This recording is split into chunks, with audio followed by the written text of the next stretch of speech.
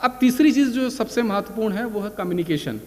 तो कम्युनिकेशन के बारे में जैसे अभी मैंने बोला कि एक्सचेंज ऑफ इंफॉर्मेशन है बिटवीन टू ऑर्गेनिजम्स, जो हम दो लोगों के बीच में इंफॉर्मेशन का आदान प्रदान करते हैं, तो उसको हम कम्युनिकेशन कहते हैं। अब कम्युनिकेशन आप लोगों ने पढ़ा होगा, तो कम्युनिकेशन के बारे में आपको ये भी मालूम होगा कि कुछ स्टेप्स हैं कम्युनिकेशन के, कम्युनिकेशन साइकिल होती है। पढ़ा आप लोगों ने कोर्स में, क्यूरिकुलम में? चलिए आज थोड़ा संक्षेप में उसको देख लेते हैं। कम्युनिकेशन के लिए दो लोग जरूरी हैं। एक, जैसे जिसके पास इन्फॉर्मेशन है, सपोज करिए मेरे पास इन्फॉर्मेशन है, तो एक व्यक्ति मैं हो गया। दूसरा व्यक्ति जिसको मैं इन्फॉर्मेशन पास ऑन करना चाहता हूँ वो दूसरा व्यक्ति हो गया। या बहुत सारे लोग हो सकते हैं, जैसे अभी यहाँ पे बहुत सारे लोग बैठे हैं, तो ये सारे के सारे लोग दूसरे ग्रुप में आ गए। तो जो व्यक्ति इन्फॉर्मेशन पास ऑन करना चाहता है उस व्यक्ति को हम क्या बोलते हैं? क्या बोलते हैं? पढ़ा है आप लोगों ने ना? क्या बोलते हैं? सेंडर। क्योंकि मैं इन्फॉर्मेशन सेंड कर रहा हूं, तो ये सेंडर हो गया। जिस व्यक्ति के पास इन्फॉर्मेशन जा रही है उसको क्या बोलते हैं? रिसीवर। ये तो अब आप लोगों के कोर्स में विषय रहा है। तो अब बात केवल सेंडर और रिसीवर तक नहीं रहती है। कम्युनिकेशन तब होता है कि जब जो इन्फॉर्मेशन मैं भेजना चाह रहा हूं वो आपके पास तक पहुंचे, तभी वो कम्युनिकेशन कंप्लीट कहलाएगा। तो अब ये इन्फॉर्मेशन मैं आपके पास तक कैसे पहुंचा सकता हूं? इसके कई तरीके हैं, लेकिन सबसे पहली चीज़ जो होती है, मेरे पास कोई नॉलेज है, मेरे पास कोई ज्ञान है, मेरे पास कोई इन्फॉर्मेशन है, कोई सूचना है, कोई आइडिया है, मैं उसको आपको देना चाहता हूँ। तो सबसे पहले मुझको क्या करना पड़ेगा? इनकोडिंग। इनकोडिंग पढ़ा आप लोगों ने? इनकोडिंग का मतलब ये है कि जो जानकारी मेरे पास है उसको मैं शब्दों का जामा पहनाऊंगा और उस विचार को आप तक पहुंचाने की कोशिश करूंगा। ये बहुत महत्वपूर्ण होता है। यदि हमने सही उसकी इनकोडिंग नहीं की, वो जो जानकारी हमारे पास है उसको सही शब्दों में नहीं पहनाया गया, तो हम आप तक सही इन्फॉर्मेशन नहीं पहुंचा सकते। चलिए एक साधारण उदाहरण से मैं बताता हूं आपको कि इनकोडिंग से कितना महत्वपूर्ण फर्क पड़ता है। सपोज करिए आप किसी व्यक्ति के यहाँ आमंत्रित हैं एज ए गेस्ट, आप उस व्यक्ति के यहाँ जाते हैं और वे व्यक्ति सबसे पहले आपका स्वागत एक पेय से करता है, एक लिक्विड आपको पीने के लिए देता है। लेकिन साथ में वो व्यक्ति आपको ये बताता है कि ये जो लिक्विड वो पीने के लिए दे रहा है ये मेनली यूरिन में और वोमिटिंग में पाया जाता है। गैसियस अवस्था में इसको लेने से आप बहुत बुरी तरह से जल सकते हैं। ये कैंसर पेशेंट के भी जो ट्यूमर्स होते हैं उनमें भी पाया जाता है। ये जो नालियों में भी कभी कभी बहता हुआ पाया जाता है। तो क्या आप उस पेय को पीना चाहेंगे? कितने लोग हैं वो ड्रिंक पीना चाहेंगे? क्या सोच रहे हैं अभी? पीना चाहेंगे? कुछ तो बोलिए।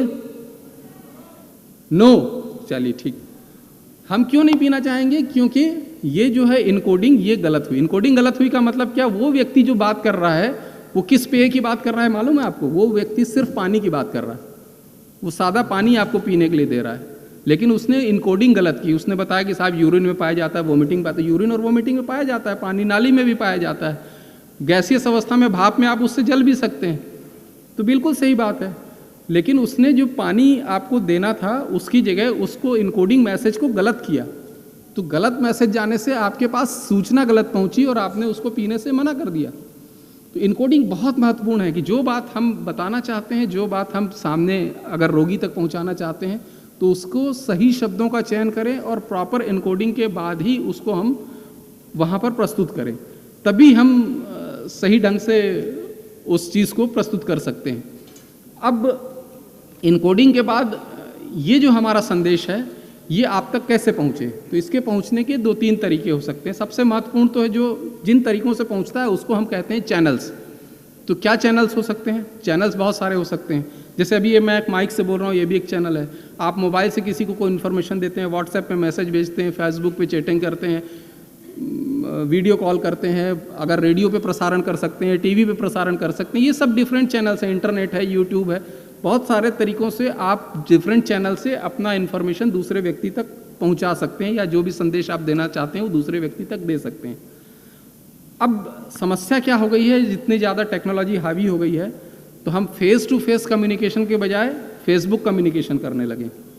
सामने हमारी बात कम होती है, हमारी बात चैनल्स के माध्यम से ज़्यादा होने लगी। मैंने ऐसे लोग भी देखे हैं कि एक ही कमरे में बैठे हुए हैं 2 लोग और चैटिंग में एक दूसरे को मैसेज कर रहे हैं।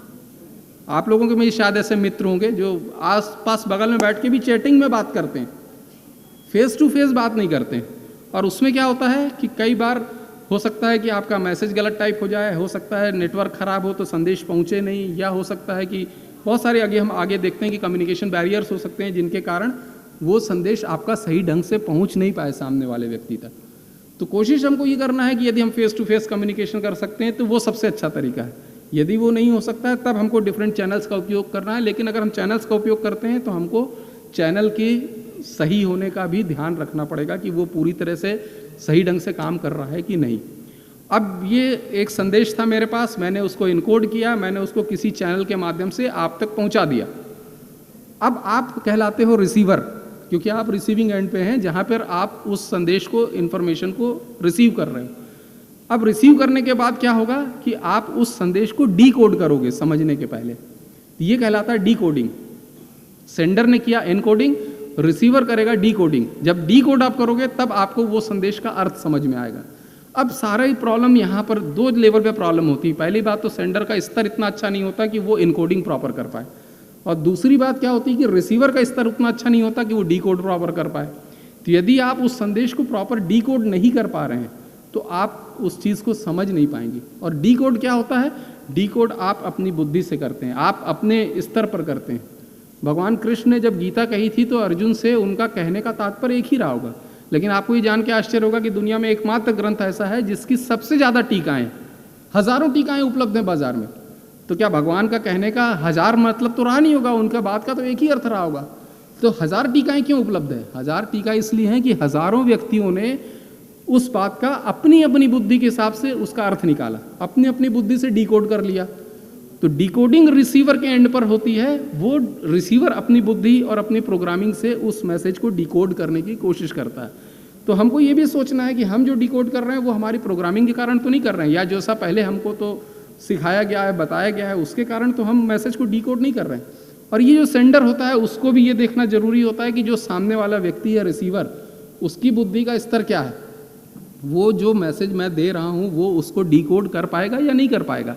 सपोज करिए बहुत छोटे बच्चे बैठे हुए हों, उनसे आपको बात करनी हो, तो आप अगर उस स्तर में रिसीवर, मैसेज और सेंडर और डीकोडिंग की बात करेंगे तो हो सकता है कि वो प्राइमरी के बच्चे उस संदेश को नहीं समझ पाएँ या डीकोड नहीं कर पाएँ। तो आपको जो सेंडर है उसको ये भी देखना पड़ता है कि जो सामने वाला व्यक्ति है वो उस मैसेज को जो आप देना चाह रहे हैं उसको डीकोड कर सकता है कि नहीं कर सकता है। यदि आपने ऐसा मैसेज दे दिया कि वो समझ ही नहीं पा रहा है, उसका कोई मतलब नहीं है। और अक्सर ये गलती होती है, आप जब रोगियों के संपर्क में आएंगे तो आप देखिएगा कि बहुत सारे रोगी आपको, बहुत खासकर जो शासकीय चिकित्सालय हैं उनमें बहुत सारे रोगी रहते हैं जो ग्रामीण क्षेत्रों से आते हैं, उसमें अशिक्षित लोग भी बहुत रहते हैं। उनका इतना ज़्यादा ज्ञान या उतनी ज़्यादा बुद्धि या उतना सोच का स्तर नहीं होता कि वो आपके द्वारा बताए हुए जो कॉम्प्लिकेटेड टर्म्स हैं उनको समझ पाएँ। तो आपको उनसे बात करने के पहले ये ध्यान रखना पड़ेगा कि वो व्यक्ति आपके बताए संदेश को समझ भी सकता है या नहीं समझ सकता है। किसी छोटे बच्चे को आपको कोई बात बतानी है, मैं एक वाकया बताता हूँ, ये सही घटना है। एक परिचित थे मेरे, उनके छोटे से बच्चे ने एक दिन उनसे प्रश्न पूछ लिया, पापा मैं कहाँ से आया। अब पापा बिल्कुल चिंता में पड़ गए कि अब बच्चे को क्या बताएं पापा कहाँ से आया। तो अब सोचना शुरू किया उन्होंने कि नहीं, बच्चों को जानकारी तो देना उचित है, वो तभी तो बच्चे को सही जानकारी मिलेगी।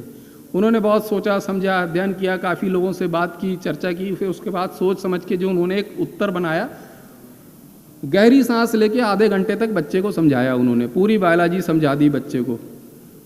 अब जब उनका बोलना समाप्त हुआ तो बच्चे ने बोला, पापा मैं ये नहीं पूछ रहा था, मैं ये पूछ रहा था कि जो पिंटू है वो तो सतना से आया है, तो मैं कहाँ से आया हूँ। तो हो सकता है कि बच्चे का जो पूछने का अर्थ था वो पिताजी डिकोड नहीं कर पाए, और पिताजी ने जो ज्ञान दिया बच्चे को वो बच्चा डिकोड नहीं कर पाया, तो कम्युनिकेशन फेल हो गया। तो इसलिए सेंडर और रिसीवर दोनों को इनकोडिंग और डिकोडिंग का ध्यान रखना बहुत ज़रूरी होता है। तो डिकोड करने के बाद जब जो एक रिसीवर है, जो रिसिपिएंट है, उसको जब बात समझ में आ गई, तब वो व्यक्ति सामने वाले व्यक्ति को, सेंडर को एक फीडबैक देगा। ये कम्युनिकेशन साइकिल इसीलिए बोली जाती है कि जब आपने बात समझ ली तो आप सेंडर को फीडबैक देते हैं। यदि आप उसको बताते हैं कि आपको बात समझ में आई कि नहीं, संदेश समझ में आया कि नहीं, तभी कम्युनिकेशन साइकिल कंप्लीट मानी जाती है। जब फीडबैक भी हो गया हो,